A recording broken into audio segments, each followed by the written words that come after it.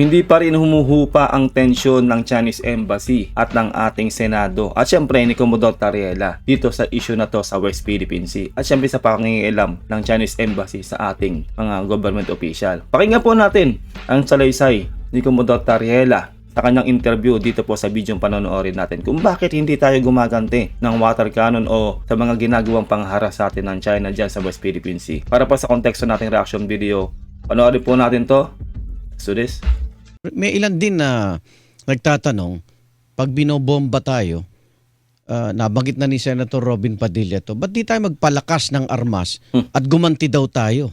Na bombahin din natin daw sila. Pero paliwanag nga po natin bakit tayo ay nananatiling hanggang sumbong na lang sa international community na hinaharas tayo at hindi natin labanan ng ngipin sabi nga mata sa mata. Alam mo, Sir Arnold, minsan ang mga Pilipino, hindi lang kay Senator Robin, no? I think that's a fair question. Ilang beses na rin nating nababasa yan sa social media, no? And I think the Filipino people are also frustrated, disappointed every time they watch the reports, no? Na ang Philippine Coast Guard or BFAR vessel, may isang Pilipino binobombahan ng tubig. So ang tanong nila, dahil sa galit na rin siguro at emosyon, no, in support of our fight, they are asking, bakit hindi natin binobomba ng tubig? Ngayon, meron tayong tatlong main reasons why we're not doing that, Sir Arnold. No? Una sa lahat, it's because alam namin ang China would always find a reason, no, to justify their level of aggression. Tama. Halimbawa, pag mag-deploy ka ng isang barko dyan, magde-deploy silang 5.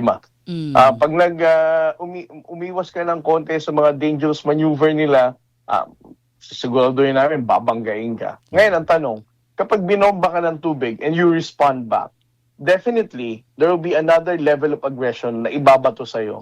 At ang sasabihin na nila, kaya lang naman namin ginawa yan kasi binomba kami ng tubig ng Coast Guard eh. So that's yan ang mindset, no, ng tunay na nakararanas ng pangaharas ng China diyan sa ating EEC. 'Di ba nakita nyo? Totoo po 'yon. Lahat po ng agresyon at ng paraan ay gagawin ng China. 'Di ba? Kaya kung tayo ay magde-level up, kung tayo ay sasalubong sa ginagawa rin sa atin ng China diyan sa West Philippine Sea, ay talaga po magkakaroon na lang po talaga sila ng matinding dahilan, no, na paigtingin pa nilang agresyon nila sa atin. Diba? Kaya tama po talaga ang sinasabi dito ni Commodore Tariela. No, talaga pong napakatalino ni Commodore Tariela. kaya lang naman namin ginawa yan kasi binomba kami ng tubig ng Coast Guard. Yes. So that's the main reason. No?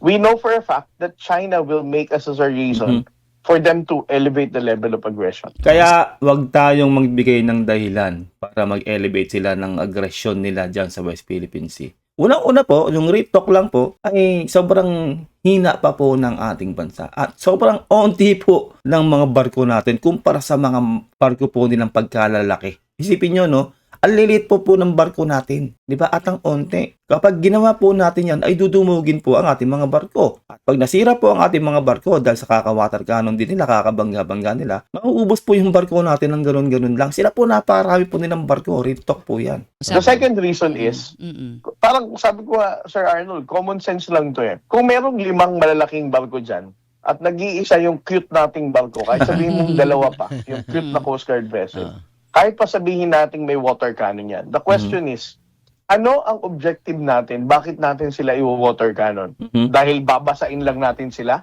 Yung 5 naglalakihang barko na yon? Or, better for us to proceed to a safer place. Yes. And at least ma-outmaneuver natin sila. Tama, sa kanya na po nanggaling, no? O onting barko natin at cute nating barko sa barkong pagkalalaki ng China at pagkadami-dami. Diba? Kailangan po gamitan po yan ng strategic mind, utak. Kasi kasasabi ko nga lang po sa inyo, diba? Mauubos po ang barko natin. Kapag po ginawa rin po natin ang ginagawa sa atin ng China, maling-mali po yun. Wag po natin gagawin yun. Kaya ito po si Commodore Tariela po talaga. Kaya po talaga nanggagalitin China sa kanya. Lahat po ng factual na statement at talaga pong merong resibo ay kanyang inilalabas. Diba? Kasi po itong China mahilig po sa propaganda. Tinatalo po ng facts na may resibo ni Commodore Tariela itong China. Okay. And then the third reason is, for the Philippine Coast Guard, no, it was also the guidance of the President. We don't go down to the level of unprofessionalism and not in accordance with the norms ng Coast Guard. Sa buong mundo, ang Coast Guard may water cannon, not to harass or damage other Yes. Coast Guard vessel, but definitely to conduct maritime safety, to save lives. Ito lang talagang China yung talagang gumagawa ng kabalbalan.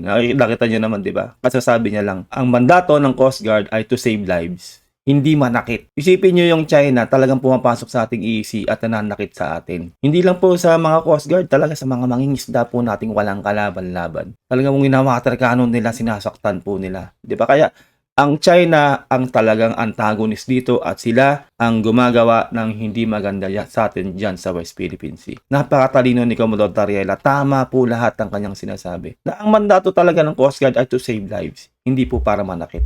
A water cannon, not to harass or damage other Coast Guard vessel, but definitely to conduct maritime safety, Yes. to save lives. Oo. So sa atin, at ang pag-uutos ng ating Pangulo, we still abide to the international law. We don't escalate the tension. Yun ang pinaka-importante sa lahat, na mag-abide tayo sa international law. Kasi po kung hindi po tayo mag-a-abide sa international law at makikita po yan ng mga ating kaliadong bansa, ay syempre hindi na nila tayo tutulungan o susuportahan. Dahil lumalabag na po tayo sa international law eh. Walang sino mang bansa, pero na lang yung mga krung-krung na bansa na yan na mga sumusuporta pa sa mga pananakit ng ibang bansa na kaaliado nila. Wala pong susuportang bansa sa like-minded country natin. Kung tayo po ay gagawin na rin natin ang ginagawa sa atin ng China. 'Di ba? Mag-uurong po sila ng suporta sa atin. Talagang hihina po lalo ang ating bansa kasi wala na po tayong suporta na malalakas sa bansa. Kaya dapat lang na tayo ay sumunod sa international law at hindi natin gawin ang ginagawa sa atin ng China. Abide to the international law.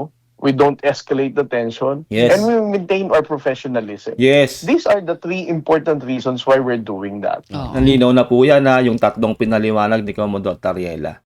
Yung all in all, sumunod sa international law, wag mag-escalate ng tension dyan sa West Philippine Sea at maging professional. Professionalism bilang isang Coast Guard. Yan po ang mandato ng Coast Guard na ipinapaliwanag ni Commodore Tariela. Hindi karawagan, no? Oo. Ngayon, ang tanong, Sir Arnold, Oo. yung kanina, ngipin sa ngipin, ganyan, pag girian na tayo. Oo.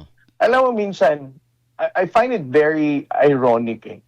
Ang sabi ng mga DDS trolls, eto si Tariela dahil dito magkakagera na eh. Di ba? Okay. Ang ginagawa niya sa China, magkakagera na. At the same time, linyahan din ng mga DDS trolls yan, Sir Arnold. Kung gusto niyo pala ng gera, ba't hindi niyo na i-water cannon para mag-away-away na tayo lahat dito?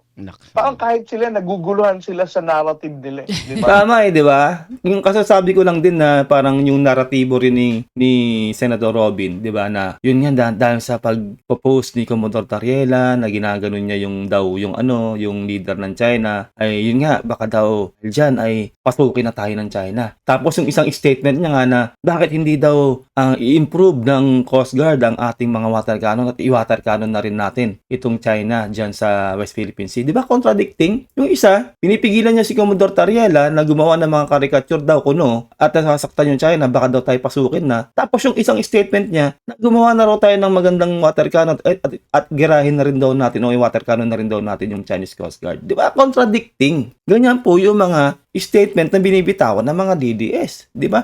Sarili nilang statement po ay kinokontra nila. Sala sa init, sala sa lamig. Real talk po yan. Tamo, sinabi rin po pala dito ni Commodore Tariela yun. Kung gusto niyo pala ng gera, ba't hindi niyo na i-water cannon para mag-away-away na tayo lahat dito?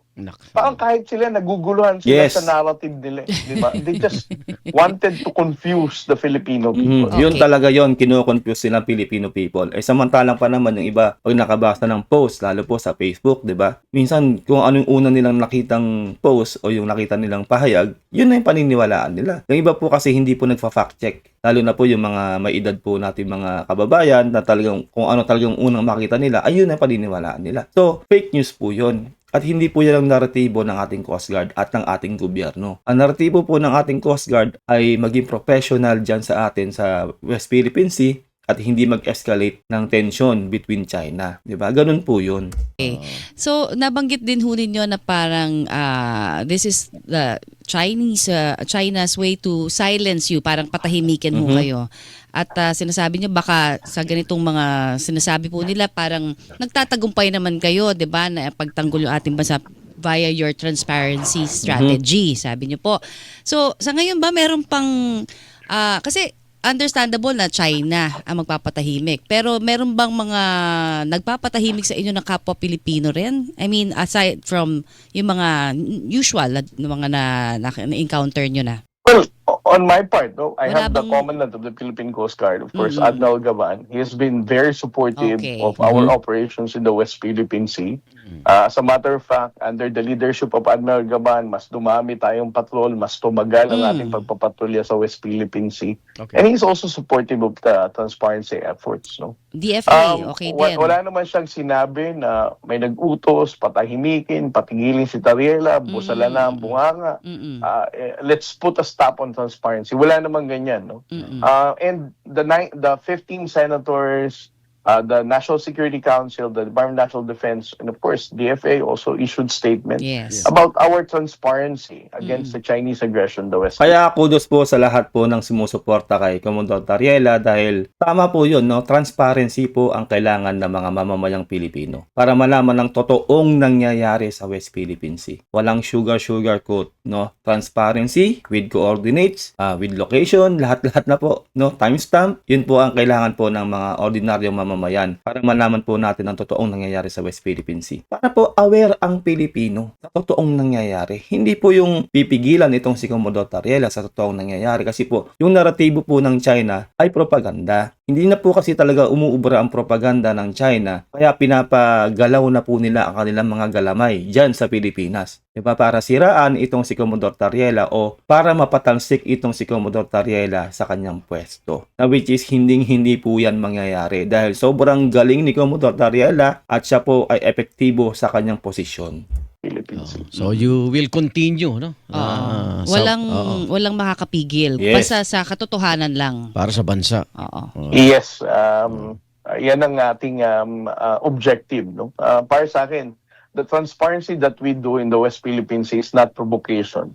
We're just telling the world that China is the one who violates international law and bullies smaller country like the Philippines. Real talk, no? Real talk, wala na pong iba. Kasi unang-una, noon pa po yan kalat na po sa international media. Nang talaga yung China, magpasa hanggang ngayon, sila po ang nambubuli sa atin, sa ating sariling EEC sa West Philippine Sea. Kaya nga, gigil na po itong China dito kay Commodore Tariela dahil hindi nga po nananalo yung propaganda nila sa transparency ni Commodore Tariela.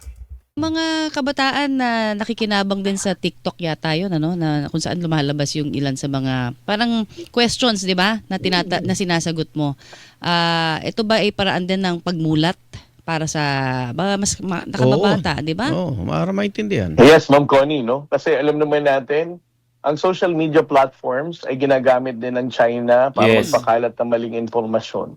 That's why we need to take advantage of this social media platforms also as a means, no? Para magbigay tayo ng tamang informasyon sa ating mga kabataan Pilipino. At dumami ba ang nambubuli sa'yo online? Alam mo, para sa akin, Ma'am Connie, Paano mo ba ginagampanan na parang peace of mind? Oo. hindi pa so sobrang rant itong Chinese embassy. Nung tinatag-tag pa lang nila ako, no? Oo. Late December, mga December 28, 29, mga normal na tao yung sumasagot Mas mataas yung suporta. It goes by the hundreds. And then ngayon, simula na nagalit na sila, nag-diplomatic protest against me. By thousands na. And if you're going to look at those who commented, those who placed heart or likes, no, makikita mo, ito yung mga social media accounts na alam mong trolls. Walang masyadong... Kaya nga po yung sinasabi ko sa inyo na talagang ipinakalat na ng China ang kanilang mga trolls. Pinapagana na nila para mapigilan itong si Commodore Tariela sa kanyang ginagawang transparency para malaman ng buong mundo na ang China talaga ang antagonist dito. Ganun po yun, di ba? At yung syempre, may mga chinador din tayo, no? Alam nyo na, mga chinador na, yun na, talaga pong gusto na rin talagang matanggal itong si Commodore Tariela o mapigilan ang mga sinasabi ng Commodore Tariela. Pagtuligsa po dyan sa China sa ginagawa sa atin. Unang-una po, no, hindi lang po yung caricature ang dahilan. Hindi po yan ang totoong dahilan kung bakit merong problema ang China at ang Pilipinas. Hindi po yun. Kaya po may problema ang China at ang Pilipinas dahil sa panghaharas ng China sa West Philippine Sea. sa atin, no? Sa ating EEC. No, na legit na sa atin po na inaward sa atin ng arbitral ruling noong 2016. Yun po yun. Kaya po, hindi po nila kailangan na idikdik si Commodore Tariela na siya ang pinagmulan ng dahil lang po doon sa kinagagalit nila na karikature ni Xi Jinping. Hindi po yun ang dahilan. Matitigil po ang tension po na to kung lalayas po sila dyan sa West Philippine Sea at hindi tayo haharasin. Kumbaga, tatahimik ang lahat, lalo na po ang ating EEC kapag nawala po ang mga Chinese vessel, mga warship nila dyan sa ating EEC, sa West Philippine Sea. Kaibigan, Right, kagagawa lang ng social media account, and at the same time, they support the narrative na binibigay ng Chinese Embassy. Ayan. Grabe. Okay, no? Commodore.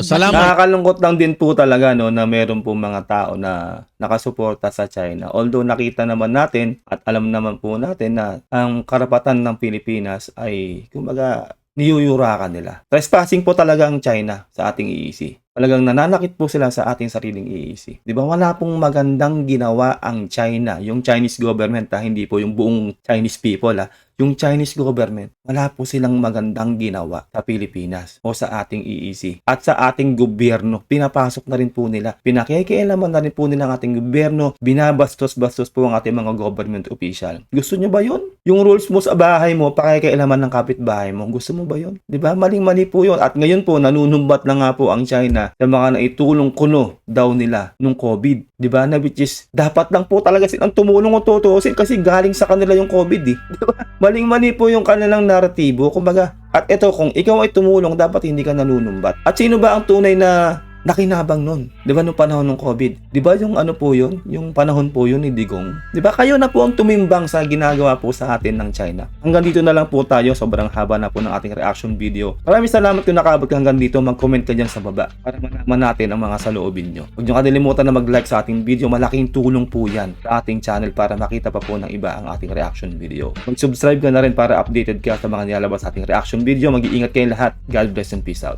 Bye.